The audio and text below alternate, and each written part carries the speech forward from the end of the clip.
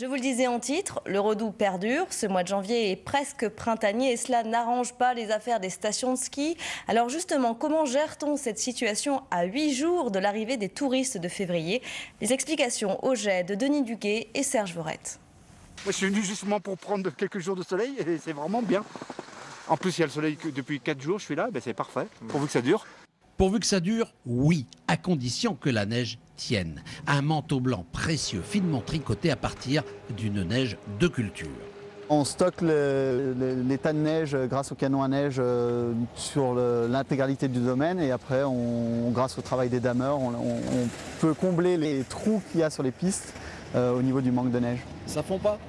Ça ne fond pas pour l'instant parce que la neige est très compacte, injectée avec un peu d'eau et donc la base est vraiment solide et dure. Autre denrée indispensable, l'eau. Là encore, il a fallu gérer et anticiper. Certes, le niveau des lacs a un peu baissé, mais la retenue collinaire destinée à la consommation est intacte. Bonne nouvelle donc pour les hôteliers qui s'apprêtent à recevoir les touristes de février, des Parisiens qui maintiennent leurs réservations, confiants dans ce que disent les webcams. Aujourd'hui, on a les webcams. Ils sont tous sur les webcams. Les chiffres des pages webcams sont vraiment très élevés. Donc on voit qu'elles sont très fréquentées. Les gens se regardent et voient en direct. Donc en fait, ils voient très bien que sur les pistes, il y a des skieurs, qu'on peut skier.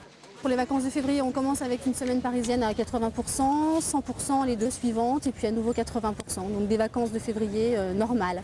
Le plus inquiétant reste le redout. Il devrait durer encore quelques jours jusqu'à la prochaine lune qui, selon les anciens, devrait apporter avec elle les flocons tant attendus.